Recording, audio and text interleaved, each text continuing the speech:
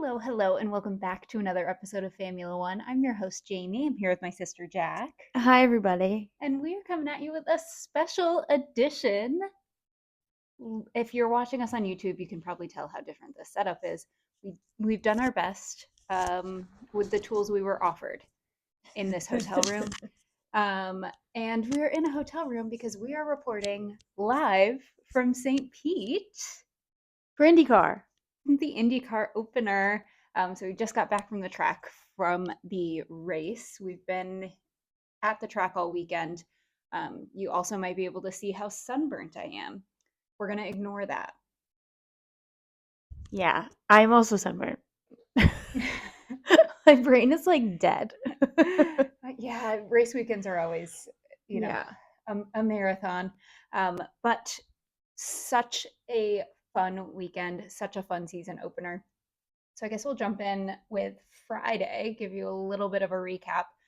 So Friday was not only the season opener, the first day of the 2024 season for IndyCar, it was also International Women's Day. Woohoo! And huge shout out and thank you so much to the Arrow McLaren team and specifically to Crystal with Arrow McLaren for organizing a incredible panel with a couple different amazing women in motorsport. Yeah. We had representation from Penske Entertainment, from the Arrow McLaren team, and some awesome creators. Yeah. Sarah at GridClick.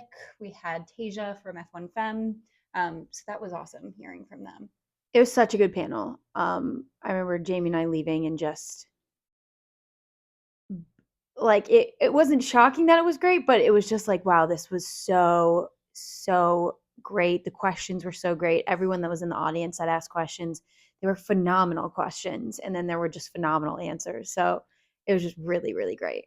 Yeah, it was.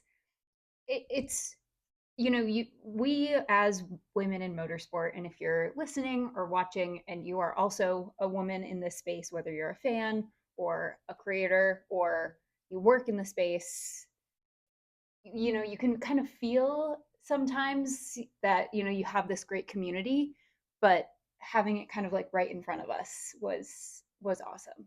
And hearing just how genuine the support was coming from IndyCar and from definitely specifically Arrow McLaren. They also had their team principal Gavin was also there, and he was so cool. He was so cool. He also asked questions. Yeah. He was really cool. He was funny. He was great. He kind of put his employees on the spot. Yeah. At the end, he said, what's one thing you would change? Yeah. And then, so after that panel, we had that was like the first thing we did when we got to the track. And then obviously explored. St. Pete is a fantastic race to go to if you're trying to consider what races you'd like to attend. This was my second time going, Jax's first. Yeah, my first time. Just the setup of the track and all of the activities and stores and things that they have on track is incredible. And then it's also right in downtown St. Pete. So like all the restaurants and things are just right within walking distance, super easy to get to. The track itself is sick because, I mean, at least where we sat, like you are like right in the marina. Yeah. So there's just a bunch of yachts out there and it's like water. It's just it's so pretty and so picturesque. Yeah. And if anybody knows anyone with a yacht next year, if you want to come to St. Pete, we'd happily sit on your yacht. Yeah. Let us know. We would happily take up space on your yacht. We would love to. We'd love to. And then after we did some exploring, we had free practice 1 for IndyCar, which we were, again, thank you to Arrow McLaren, invited to watch that from their team center. Incredible. Which is so cool. Like, we walked in, they had like snacks and stuff for everybody. And water, which was very much needed. Water was very much needed. And got to like watch from like this incredible viewpoint of, I think it was turn 4 and 5. Yeah. So that was really cool. And also I'm very jealous of the Arrow McLaren team Hokas. They all have matching beautiful orange Hokas. They're so cool. The Arrow McLaren know what they're doing in just every respect. Yeah. So it's like one after the other. It's like, okay, check. Yeah. Like they all just, I don't know what it is. And they're all so nice too. Yeah. Like that's the other thing with IndyCar. everyone is so nice. Drivers, anyone part of the hospitality, anyone that's part of a team, so nice and so willing to talk and answer questions as long as, you know, it's not a busy time for them, aka like quali or they're trying to fix something or whatever. They're all very willing to talk and chat with you. So that's just refreshing and really cool. And I think that's why so many people are interested in the sport is because it's so accessible. Like the paddock, there's so many people just outside just waiting to talk to somebody. Yeah, yeah. So after we wrapped up at the track on Friday, we went to a dinner organized by F1 Femme by Tasia, Thanks, Tasia. and it was what 15, 20, Yeah, I think so. I think that's about 20 right. about women. Again, women in motorsport. I mean, incredible International Women's Day. We got My best International Women's Yeah, Day I've yeah. ever been. When we got back to the hotel after the dinner, because it was just so fun to be around and Yeah. meet new people, and to just be around other people, women that are passionate about motorsport. But when we got back to the hotel, I just turned to Jack and I was like, "This was the best International Women's Day ever." It was one of the best days overall. Honestly, like everyone was just so nice and to just be able to sit and chat and quali was that day. No, it wasn't. No, it wasn't. No, it wasn't. To just like chat about like what's happening in F1 just in general. Like that was really awesome. Yeah, it was just really fun to be able to just sit down and talk motorsport the entire dinner. Yeah, it was really fun. And so the next day, Saturday, was quali day for IndyCar and Indy Next, as well as race day for Formula One. Yeah. So we made our way to the track and then actually watched the F1 race while we were watching USF Pro at that time, Yeah. which is IndyCar's like F3 essentially. So in IndyCar, there's obviously the IndyCar series, and then there's Indy Next, which is very similar to their like version of Formula 2. And then there's USF Pro 2000 right under them, and then there's USF 2000 under USF Pro. So watched those, kind of multitask those. Then we watched Indy Next quali, and then it was time for IndyCar quali. And by the way, congratulations, Felix Rosenquist, for going fastest in practice. But quali, I mean, IndyCar quali is like one of my favorite I things. love how they have it set up. Yeah. So IndyCar's quali format for street and road courses is they split the grid in half. First half goes out. The fastest six from the first group and the fastest six from the second group go and they do the top 12. The fastest six from that go and do the fast six. Fastest from that obviously gets pole. And that's how they determine the starting order. So fastest six, obviously 1 through 6, 12, 7 through 12, and then everyone underneath that slots in. Josef Newgarden was on pole. Joseph with an F. Joseph with an F. And very, very strong start to the season for him. Starting second, this does not want to refresh, but Felix Rosenquist, Yeah. P2. A great qualifier. He's so good at qualies. Oh, he is so fast. So fast. Always has been, even with a new team this year. Yeah. So yeah, that was the other thing Jack and I were talking about. I was like, I need to situate myself with the numbers because in IndyCar, the car has the number, not the driver. So like last year and the year before that, Roman Grosjean was driving the 28 for Andretti, Yeah. but this year it's Marcus Ericsson, and it for me very confusing. Alex Blow, isn't it? No, it's not. Alex Below is still number 10. I don't know. I can't. My brain is so dead. But after we watched quali, we went out and had some dinner in downtown St. Pete. Again, highly recommend. Love St. Pete. Great little town. Yeah. Also, everyone's so nice and say. I think it's probably just because you're in the sun. Yeah, people have access to the sun. It has to be.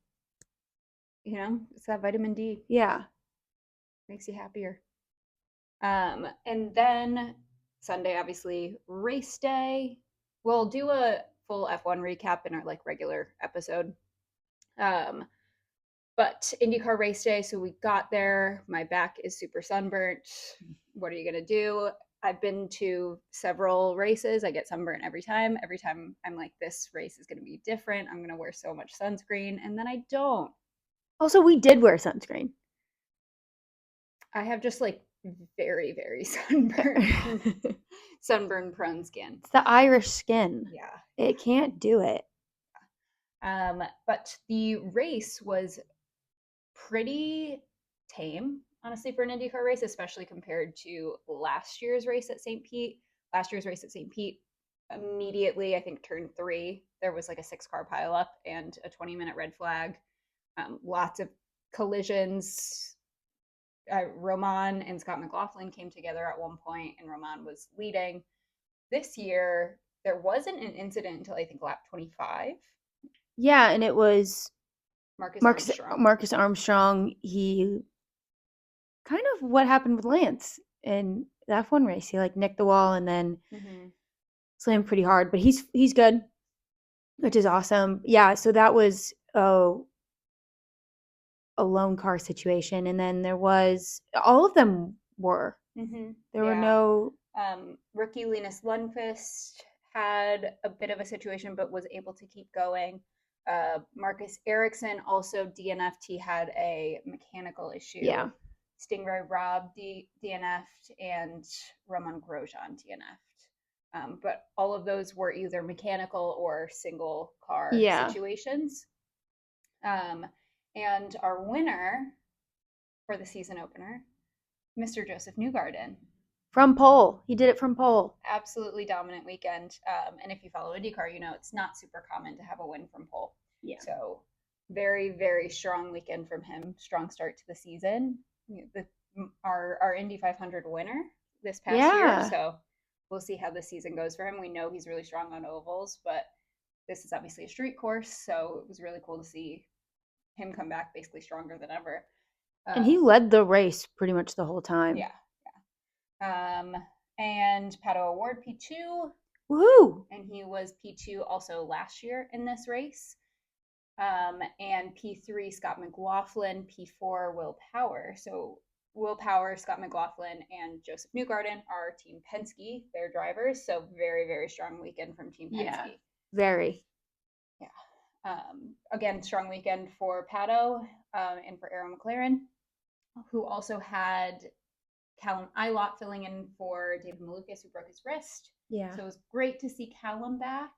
He was previously driving for Jankos Hollinger and has been replaced by Roman Grosjean. He's doing WEC this year instead, but has come back to fill in. So that was great. And then Alexander Rossi, who is the other driver for Arrow McLaren, was also in the top 10. And I think he was P8. I think that's where he ended up. So strong showing from my team. Yeah, so again, long season ahead, and you never really know what to expect with IndyCar, which is why it's so exciting and so fun. But we did want to hop on and give you a little recap of what we've been up to. After this, we will talk to you again soon, but we are headed to Miami for a little rest and recovery. Hopefully I don't make my sunburn worse, but I probably will. So we will talk to you again, probably in a hotel room again. Another hotel next room. Time we talk to you. But love you so much. Hope you had a fantastic weekend. Hope you tuned in to Saudi Arabia and watched F1 and watched Ollie. We will fully debrief that. And F1 Academy. We will fully debrief that as well. Yep. And hope you tuned into IndyCar. And if you didn't, this is your sign to start watching, because it is my favorite thing on earth. I don't know if you could tell from every other episode that I wear my IndyCar hat, including this one. But love you, love you, love you. Have a lovely rest of your Sunday if you're watching this the day that we post it. Talk to you soon.